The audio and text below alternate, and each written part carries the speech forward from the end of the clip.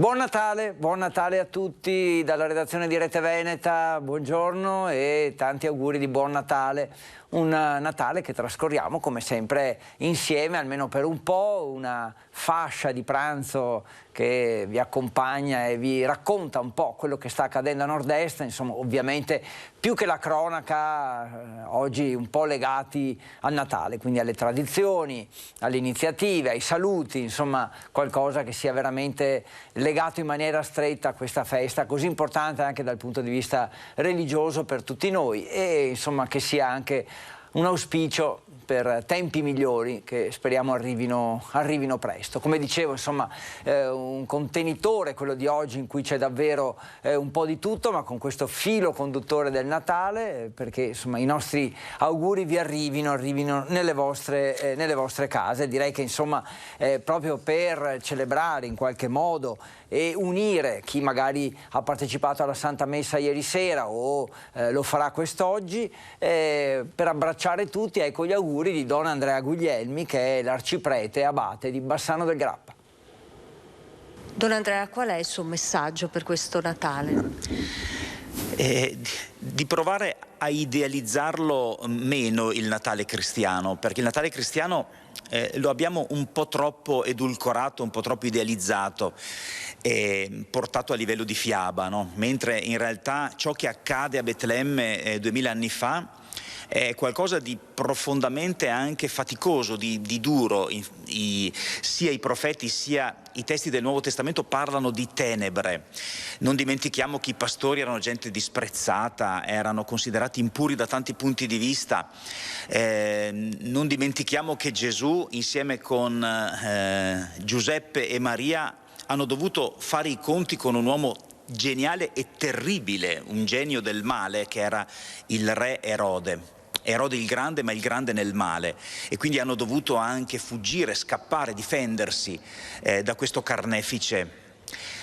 E allora l'augurio che io faccio è di lasciare che rispunti la luce dentro le tenebre del nostro mondo contemporaneo. Quest'anno in modo particolare il Natale ci trova spiazzati e porta con sé più cattive notizie che buone notizie. Ecco, non ce lo aspettavamo questo Natale che ancora ci paralizza e ci penalizza. Eppure quell'annuncio evangelico che è stato dato ai pastori, la cui vita non era certo facile, può accadere anche nelle nostre vite adesso? Io direi di sì, e a volte si tratta di fare quello che hanno fatto i pastori, di lasciarci un po' spostare come si sono lasciati spostare loro. Lasciamoci spostare e abbiamo anche noi delle opportunità molto concrete di fare ogni giorno gesti di bene a qualcuno. Cogliamole, auguriamoci il buon Natale con le parole, ma ancor più con i fatti, con le nostre scelte. Piccoli gesti ha chiesto Papa Francesco nei confronti delle persone che si trovano in difficoltà. C'è anche una solidarietà di vicinato molto concreta che ciascuno di noi può attuare, proprio a partire dai nostri familiari, dai nostri parenti, dai nostri vicini di casa. È proprio lì che deve arrivare il bene. Io credo che questo c'entri molto con il Vangelo, perché l'annuncio evangelico è che il Verbo di Dio si è fatto carne, cioè si è fatto concretezza, si è fatto storia. È entrato nelle case, ha piantato la sua tenda nel nostro stesso accampamento. Ecco, per cui questa è la concretezza dell'annuncio evangelico che deve risuonare anche 2000 anni dopo. E dopo gli auguri di Don Andrea noi ci spostiamo a Mestre, perché il quartiere Pertini, che è un quartiere importante di Mestre, anche quest'anno non ha voluto rinunciare a dare un po' di gioia e serenità anche ai più piccini. Vediamo come. Il quartiere Pertini si è preparato per Natale e adesso siamo pronti. Nonostante le restrizioni in causa Covid, il quartiere Pertini è pronto anche quest'anno ad accogliere tanti bambini. Come vedete alle nostre spalle c'è la casetta di Babbo Natale riempita di giocattoli per i bambini del quartiere. Possono venire dalle 9:30 di mattina a mezzogiorno, dalle 3 alle 5 di sera, tutti i giorni. E cosa troveranno? Troveranno un sacco di giocattoli. Pupazzi di peluche, giochi didattici e tanti libri, ma non solo. Poi qui i bambini potranno mettere delle letterine per Babbo Natale. Sì, ne hanno già messe parecchie, vediamo di esaudire anche i loro desideri. Poco lontano, all'interno della sede dell'Auser, è stato allestito il tradizionale mercatino. Si potranno trovare gli splendidi lavori dell'Associazione Le Fate e tanto altro. Il ricavato delle vendite servirà per aiutare gli anziani e le persone in difficoltà. Allora, la prossima settimana dovrai portare la Delfina a fare la vaccinazione. Qui i volontari aiutano, anche grazie alla Regione, gli anziani non autosufficienti con il progetto Stacco. Mediamente noi aiutiamo all'incirca dalle 600 alle 700 persone in un anno. Quali sono le mansioni che svolgete prevalentemente? Quello di accompagnare a fare le visite mediche, fare delle vaccinazioni e addirittura portare a fare le visite al cimitero di loro parenti. Inoltre, chi non fosse in grado di scaricare il Green Pass o prenotare una visita potrà trovare la giusta assistenza in questo ufficio. Tutto quello che gli serve. Ad esempio adesso sta guardando il bonus Natale 2021 per le famiglie in difficoltà. E faccio le prenotazioni per il vaccino, faccio Green Pass, qualsiasi cosa abbiano bisogno, li scarico i referti online. Un po' di Natale ma anche un po' di cronaca adesso, insomma di grande attualità è tutta la vicenda legata ai Novax. Sappiamo che Padova è una delle città in cui manifestano più spesso questa categoria di persone. Allora sentiamo l'assessore alla sicurezza di Padova Diego Bonavina che chiede una sospensione di queste manifestazioni almeno durante le feste natalizie. Il sabato prima di Natale erano in meno di 100, tanto che a stento riempivano la piazza davanti alla questura di Padova, ma nemmeno davanti all'evidenza dei numeri sempre più scarsi il movimento Veneto No Green Pass si rassegna a prendersi una pausa dalle manifestazioni del sabato, tanto che pure per il giorno di Natale, che cade proprio di sabato, il portavoce del movimento ha detto di voler ritrovarsi per manifestare. Poi bisognerà vedere se ci saranno i numeri sui canali social utilizzati dai No Pass per le convocazioni e sit-in. Per il momento non ci sono comunicazioni ufficiali, ma intanto l'assessore alla sicurezza del comune di Padova Diego Bonavina lancia un messaggio chiaro: basta manifestazioni almeno il giorno di Natale. Dico basta perché mi metto una mano sul cuore, provo ad avere un po' di coscienza e spero che ce l'abbiano tutti, perché Natale è un giorno in cui si vuole stare in famiglia, si vuole vivere tranquilli ed è giusto che anche tutte le forze dell'ordine, che sono 2 anni che si stanno moltiplicando come sforzi per aiutare noi a vivere meglio, a cercare di uscire da questa situazione, io credo che sia giusto anche per loro vivere un Natale in serenità, un Natale in famiglia e non essere costretti a fare un altro percorso di attenzione nei confronti dei manifestanti. Diamoci un turno di riposo, stiamo un po' in tranquillità, stiamo tranquilli e concediamo a tutti di stare tranquilli in famiglia, che sarebbe veramente una cosa giusta. Prima sosta, ci fermiamo solo per un attimo, poi torniamo, parliamo di ristoratori che sono insomma tra i protagonisti in questi giorni e quindi andremo a sentire anche la loro voce, a tra pochissimo.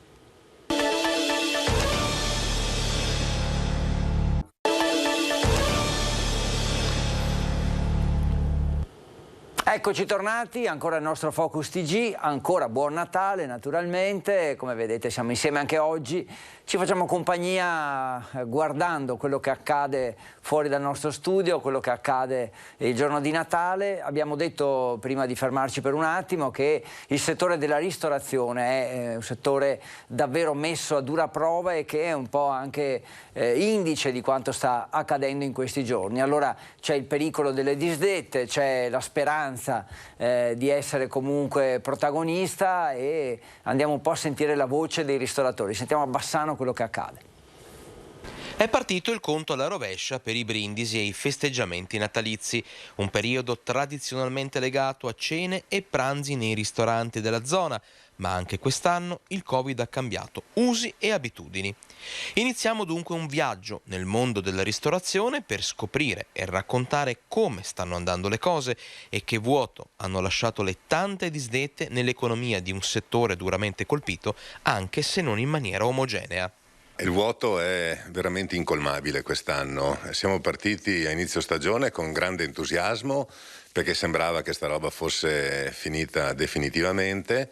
quindi c'erano già state delle prenotazioni, ma soprattutto anche tante richieste. E all'improvviso, proprio nell'arco delle ultime 2 settimane, credo che oltre il 90% delle cene aziendali sono state disdette. Quindi parliamo, proprio ieri ci siamo confrontati con dei colleghi, parliamo di migliaia e migliaia di disdette. Un mancato introito di centinaia di migliaia di euro. Un fatturato importante che era quello che poteva permettere a tutta la nostra categoria di alzarsi ancora e rimanere leggermente a galla, insomma. Pranzo di Natale e cenone dell'ultimo dell'anno ce ne sono, ma veramente molto poche. Anche qui tante disdette, soprattutto le famiglie numerose. E su come è cambiato il rapporto con la clientela, in alcuni casi burrascoso a causa di punti di vista divergenti sulla questione Green Pass e normative, ecco qual è la situazione. La situazione è sicuramente migliorata. Diciamo che un buon effetto sono state le verifiche che abbiamo subito con piacere ovviamente tutti quanti, quindi le forze dell'ordine che nell'ultima settimana sono stati a verificare tutti i ristoranti, quindi il segnale che è stato dato è questo, quindi noi siamo passati in secondo piano, nel senso che hanno capito che veramente dobbiamo assolutamente far rispettare la norma. Natale, tempo anche di regali, e quindi anche questo è un aspetto importante sia per quanto riguarda le tradizioni, ma perché no anche per quanto riguarda l'economia e insomma il commercio. Allora siamo andati a Marostica e abbiamo chiesto riguardo ai regali di Natale come è andata quest'anno. Di farci regali no, proprio vuoto, spirito vuoto quest'anno. Un regalo che abbiamo già fatto è il regalo più bello è vedere i nostri bambini. Ho già pensato alle mie amiche, ho 3 amiche meravigliose, alla mia famiglia, sì, ho già pensato a tutti. E cosa prenderà, se può dire almeno un regalo? Ne dico uno solo perché non voglio che le mie amiche magari vedono il programma. Alle mie nipoti hanno chiesto soldi perché loro si comprano dei vestiti. La mia figlia mi ha chiesto un orologio. Ecco, alle mie amiche non lo dico. Per i ragazzi magari qualcosa, però logicamente non che siano giocattoli, ma cose più che servono, e dopo dovranno arrangiarsi gli altri. E voi invece siete... Per fortuna che abbiamo 2 nipoti giovani, 18, 15, 17 anni, 17. E sono venuti a casa loro a farmi l'albero di Natale perché non avevo neanche voglia di farlo. Vedete sentimenti insomma contrastanti, non tutti così positivi purtroppo. Anche i veneziani e i mestrini hanno affollato i mercati per gli ultimi regali, per cercare un po' di concentrarsi, ecco, su qualche regalo natalizio. Allora andiamo a sentire i veneziani cosa stanno facendo in queste ore, cosa hanno fatto nelle ore scorse. C'è un po' di timore con questa escalation di contagi. Sì, è vero, però la necessità di vivere questo Natale forte penso che tutta quanta la gente lo desideri molto. Io lavorerò, quindi se non farò con la famiglia sarà appuntato sul lavoro, dai. Sarà un Natale un po' più, mi viene da dire, timido, perché sì, la gente ha paura, però ha voglia di star fuori. E un po' più caldo, nel senso che si cercherà di stare ancora di più in famiglia, anche se Natale vuol dire famiglia. C'è paura dei contagi?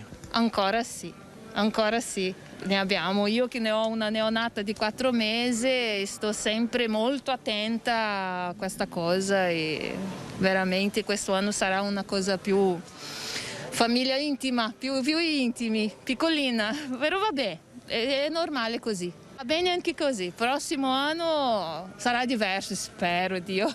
Senz'altro c'è un clima di paura. Starò con la famiglia, sono tutti vaccinati, siamo in 6, quindi non c'è problema. Allora magari provvederete a farvi un tampone prima del pranzo di Natale? Probabilmente sì. Ve l'aspettavate un Natale così, ancora con le restrizioni, con la paura dei contagi? Beh, questo no. Comunque ho fatto i 2 vaccini, adesso faccio anche il terzo e ora mi sento tranquilla.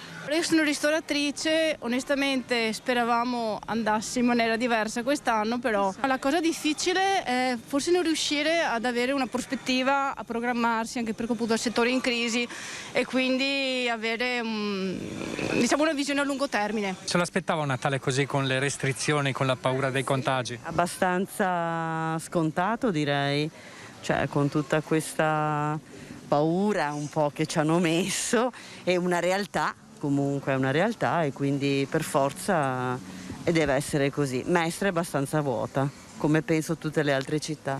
Che Natale sarà? In famiglia, pochi ma buoni. Natale in chiaroscuro, quindi anche Venezia e Mestre, con le interviste raccolte dal nostro Nicola Marcato a Mestre, appunto. Insomma, avete sentito, molti passeranno il Natale in famiglia, un po' in tono di messa. Ecco, la frase che mi ha colpito è che non c'è una reale prospettiva, quindi non sapendo veramente cosa c'è dietro l'angolo, un po' di pessimismo c'è. Ci fermiamo ancora per un attimo, poi torniamo, questo Natale 2021 che stiamo vivendo insieme.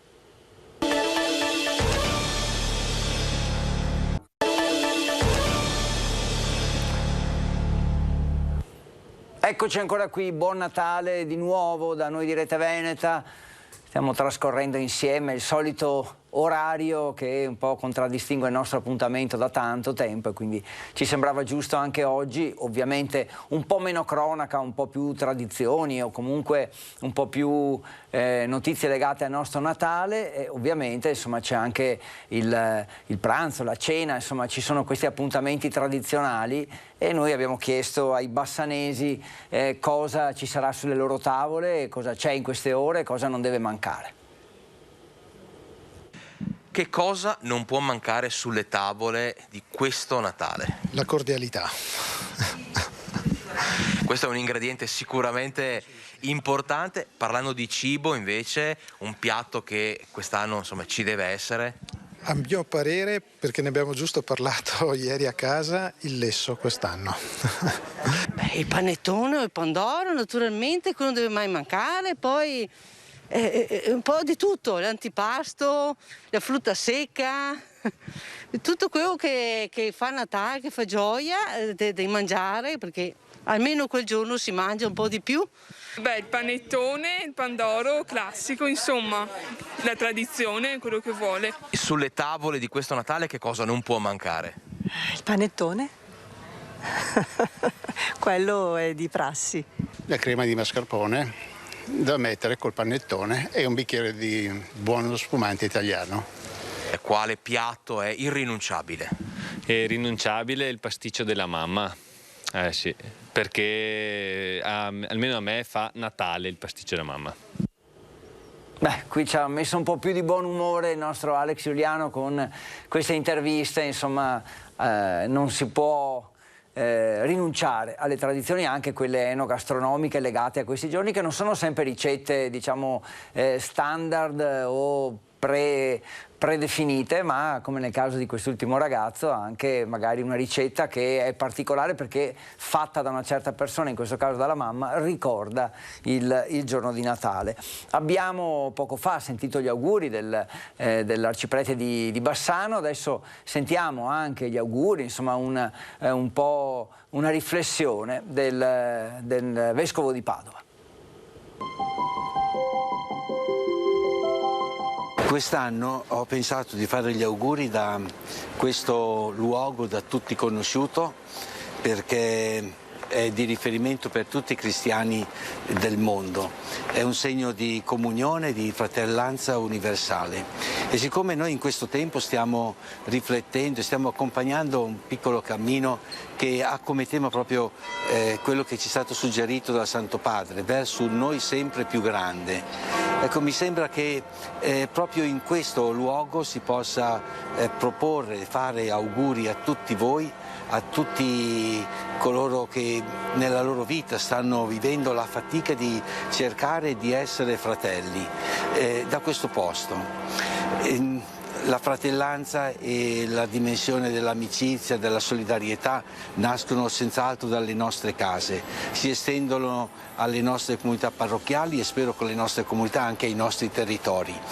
Dal nostro territorio credo che non possiamo se non guardare oltre, sentirci fratelli di tutto il nostro paese, solidali con tutto il nostro paese, soprattutto in questo tempo in cui stiamo ancora subendo le conseguenze della pandemia, ma dal nostro paese, come ci suggerisce il Santo Padre in più occasioni, abbiamo sempre una prospettiva, un orizzonte sempre più grande e ci riconosciamo appunto fratelli di ogni uomo che è sulla terra.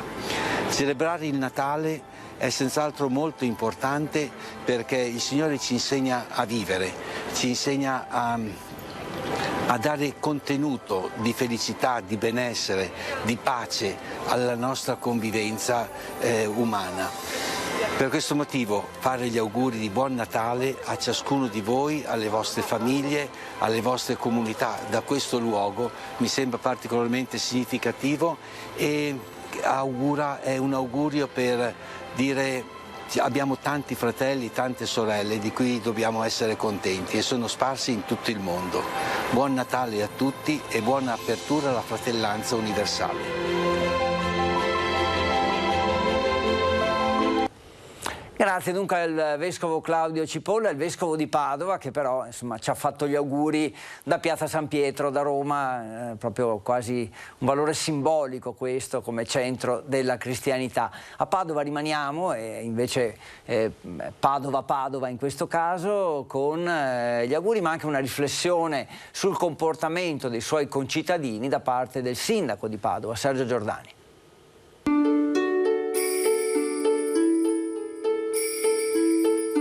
Care padovane e cari padovani, siamo ancora in una situazione molto delicata e siamo chiamati alla massima prudenza.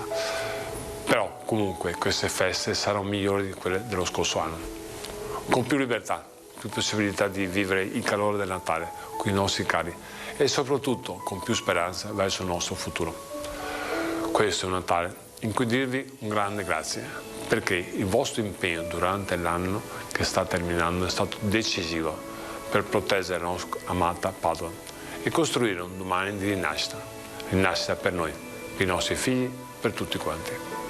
L'attenzione verso gli altri, senza egoismi, è il messaggio più autentico che ci possa essere di amore verso la nostra comunità a cui siamo affezionati e per la quale tutto merita di essere fatto. Una cosa è molto chiara, senza la vostra responsabilità e senza la scienza questo sarebbe stato un Natale più triste, mentre insieme lo abbiamo reso un momento che è tornato ad essere di condivisione. Cerchiamo in queste feste di non perdere mai la capacità di aiutare i più deboli e i più fragili e cerchiamo di non perdere mai la forza di una grande unità tra di noi, perché è nell'unità che la nostra città può vincere ogni sfida, anche la più difficile. A tutti noi, a tutta Padova, auguro di guardare avanti. Guardiamo avanti con la saggezza dei nostri anziani, perché ho visto tanti momenti duri dai quali sono usciti più forti. Guardiamo avanti con la fiducia dei bambini, perché oggi costruire tempi migliori spetta a noi, soltanto a noi, e sono certo che ce la faremo. Buon Natale, buone feste, un grandissimo abbraccio a tutti voi.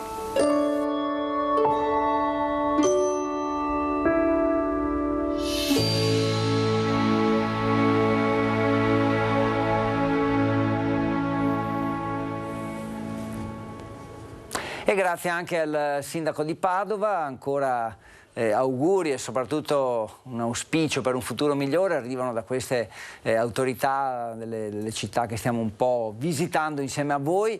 Ancora una breve pausa, poi torniamo, andremo a sentire il lato commercianti, che cosa ne pensano.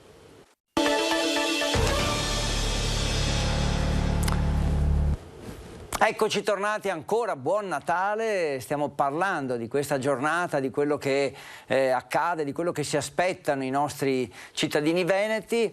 Ovviamente insomma una parte importante la giocano gli artigiani e un po' il volume dell'economia di questo comparto è indicativo, è certamente indicativo. Numeri chiari, precisi che l'Ufficio Studi di Confartigianato di Padova ha raccolto e che andiamo un po' a riassumere. Ovviamente la parte del leone è nel settore alimentare. Il periodo di Natale è periodo di buoni affari per le imprese artigiane della provincia di Padova.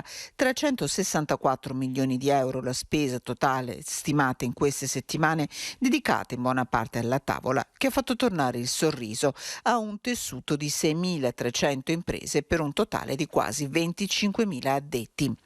Se la fetta è vicina ai 400 milioni di euro, 2/3 se ne vanno in alimentari e bevande, il resto in prodotti e servizi.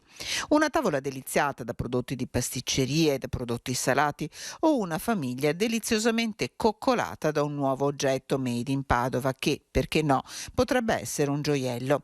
Nella ristorazione sono 1.174 le realtà attive, quasi 700 i ristoranti, 300 le aziende specializzate in prodotti da forno, 128 tra ditte di prodotti caseari e salumifici. Aziende che, nonostante l'aumento dei costi e la ripresa in corso e visibile a tutti, hanno deciso di non frenare il desiderio di un ritorno alla normalità, seppure in zona gialla, sul consumatore finale, mantenendo di fatto invariati i prezzi. Un invito ancora valido, quello a comprare nelle botteghe del territorio, rivolto dal presidente di Confartigianato Imprese Padova Roberto Boschetto. Dobbiamo fare tutti uno sforzo e sostenere il lavoro dei nostri produttori e le attività di quartiere, identità dei nostri territori, patrimonio di cultura e saper fare. E fino al 6 gennaio saranno gratuiti i musei comunali di Padova, porte aperte quindi al Palazzo della Ragione, ma anche nel Museo Diocesano di Piazza Duomo. C'è il Palazzo della Ragione, gioiello di Padova Urbs Picta, ma c'è anche in via eccezionale il Museo Diocesano, dove si può ammirare fresco di restauro il polittico dell'altare maggiore del battistero del Duomo di Giusto de Menabuoi. Torna l'iniziativa dei musei comunali gratuiti per tutti i residenti a Padova e provincia e per gli studenti universitari iscritti al BO durante le feste natalizie. Nelle vacanze natalizie sono aperti i musei cittadini alla visita delle persone, un modo per poter andare a conoscere, andare a visitare anche le ragioni e i pezzi, come dire, preziosi che hanno fatto della nostra città, hanno dato alla nostra città il secondo riconoscimento UNESCO, e per apprezzare Padova nella bellezza del Natale, delle tante manifestazioni che ci sono, anche attraverso le sue opere d'arte, che sono davvero tante. Oltre a Palazzo della Ragione, musei civici e gli eremitani, esclusa la Cappella degli Scrovegni, e Palazzo Zuckerman. Per il Salone e la Cappella Giottesca previste delle aperture straordinarie e serali. Un'occasione anche per poter visitare il centro e i nostri monumenti più importanti. Ecco, adesso una curiosità, il suo preferito qual è? Che cosa non si può non mancare di vedere secondo lei in questo mini tour? Ma visto che siamo qui, andare a vedere il Battistero del Duomo, che forse è il meno, come dire, uno dei quelli meno menzionati, ma che basta entrarci e stupisce per la sua bellezza. Devo dire che in quest'ultimo periodo è il luogo che mi ha stupito di più. E adesso insomma i simboli un po' del Natale, ovvero il presepe in tutte le sue sfaccettature. Ci concentriamo sul presepe del quartiere Arcella di Padova, un quartiere così legato tra l'altro alla figura di Sant'Antonio.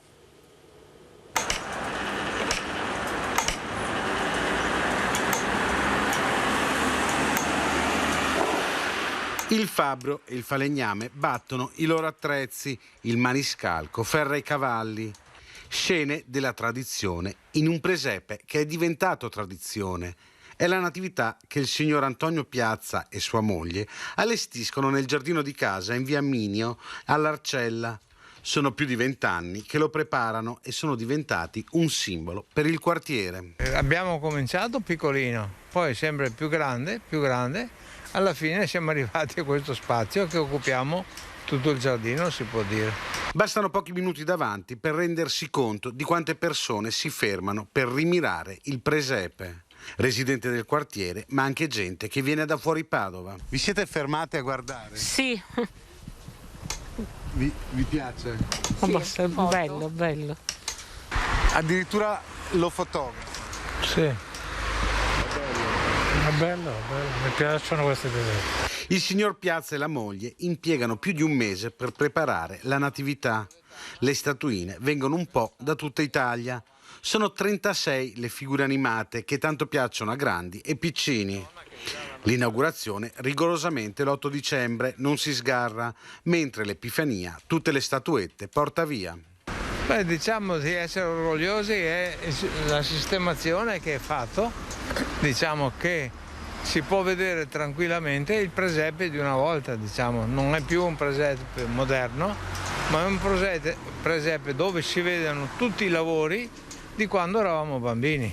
Cioè si vedono la filanda, si vede il maniscalco, il tosapiegole, il fabbro, il falegname.